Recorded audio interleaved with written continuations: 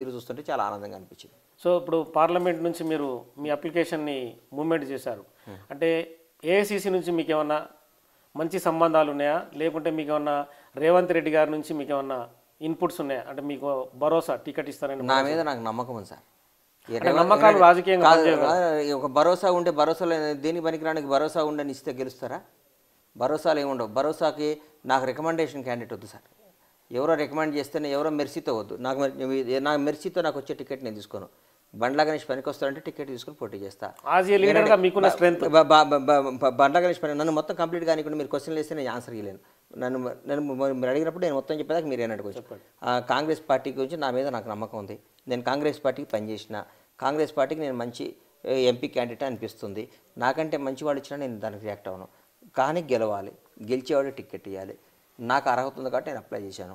నాకు డెఫినెట్గా నన్ను ఆదరిస్తారు. అంతేగాని నాకు ఏఐసిసి పెద్దలతో ఇంకొకళ్ళ బ్లెస్సింగ్సో, ఇంకొకళ్ళ దయానో, ఇంకొకళ్ళ ప్రాప్తమో నాకు వద్దు. నేను గణేష్ నిలబడగలడు అని నమ్మకం ఉంటే పెద్దలు టికెట్ ఇస్తే నేను చేస్తా. కానీ నేను రికమెండేషన్ క్యాండిడేట్ని కాదు. జనంలోంచి జనం అందరు నమ్మితే నాకు టికెట్ వస్తుంది. టికెట్ వస్తే నేను పోటీ చేసి గెలుస్తాను. ఒకవేళ టికెట్ ఇవ్వకుంటే ఏం చేసి పని చేసుకుంటా కాంగ్రెస్ పార్టీకి. అంతేగాని టికెట్ ఇంకా అలిగి వెళ్ళిపోతా అవన్నీ ఉండవు నాకు.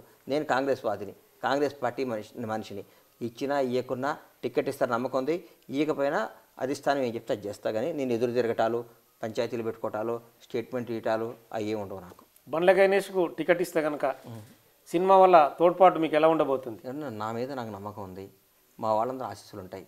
ప్రతి ఒక్కరు బండ్ల గణేష్ సినిమాలో సార్ ఒకటి గుర్తుపెట్టుకోండి సార్, సినిమా ఇండస్ట్రీ ఎవరు కాంగ్రెస్ పార్టీ తరఫున లేరు మొన్నటి వరకు. వాస్తవం ఇది. ఎవరూ మాట్లాడలేదు, మాట్లాడాలని కూడా అనుకోలేదు. ఎందుకంటే వాళ్ళ లిమిట్స్ వాళ్ళకు ఉంటాయి. వాళ్ళ గీత వాళ్ళకు ఉంటుంది. లిమిట్స్ అంటే వాళ్ళ ఊరికి అనవసరంగా ఎందుకు పెట్టుకోవాలి. కొందరికి ఇంట్రెస్ట్ ఉంటుంది, కొందరికి ఇంట్రెస్ట్ ఉండదు. కొందరికి ఇంట్రెస్ట్ ఉండొచ్చు రాజకీయాలు, కొందరు ఇంట్రెస్ట్ లేదు. కానీ ఈరోజు రేవంత్ రెడ్డి గారు గెలిచినాక వచ్చి మర్యాదపూర్వకంగా ఒక రాష్ట్ర ముఖ్యమంత్రిగా కలవాల్సిన బాధ్యత సినిమా రంగంపై ఉంది కాబట్టి అందరూ వచ్చి కలుస్తున్నారు. దాన్ని నేను తప్పుపట్టను. నేను రేవంత్ రెడ్డి గారు కాంగ్రెస్ పార్టీ ప్రతిపక్షంలో ఉన్నా, అధికార పక్షంలో ఉన్నా, మేము చాలా డిప్పులో ఉన్నా, ఎక్కడున్నా నేను కాంగ్రెస్ పార్టీ. సినిమాకు రాజకీయానికి సంబంధం లేదు. సినిమా వాళ్ళందరూ వచ్చి నాకు సపోర్ట్ చేయాలని నేను అనుకోను. సినిమా అది ఒక అద్భుతమైన రంగం. సినిమా రంగం అనేది చాలా అందరూ మంచివాళ్ళే. ఎవరి అభిప్రాయం వాళ్ళది. నేను దేవుళ్ళ భావించాను. ఆంధ్రాలో ఒక పార్టీ పెట్టుకొని బ్రహ్మాండంగా చూసుకుంటున్నాడు. నేను పోయి జాన్సన్లో జాయిన్ కాలేదు కదా. నాకు పవన్ కళ్యాణ్ కంటే ఎవరు ఎక్కువ కాదు సార్. నా మనస్సాక్షి నేను చెప్తున్నా. కానీ నేను జనసేన చేయను. నేను రాజకీయంగా కాంగ్రెస్ పార్టీ, అది నా ఇష్టం.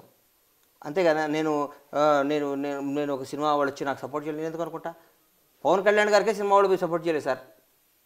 నాకు పవన్ కళ్యాణ్ కంటే నాకు ఎక్కువ ఏం కాదు కదా. ఎంతోమంది ఉద్దండులు మల్కాజ్గిరి టికెట్ ఆశిస్తున్నారు.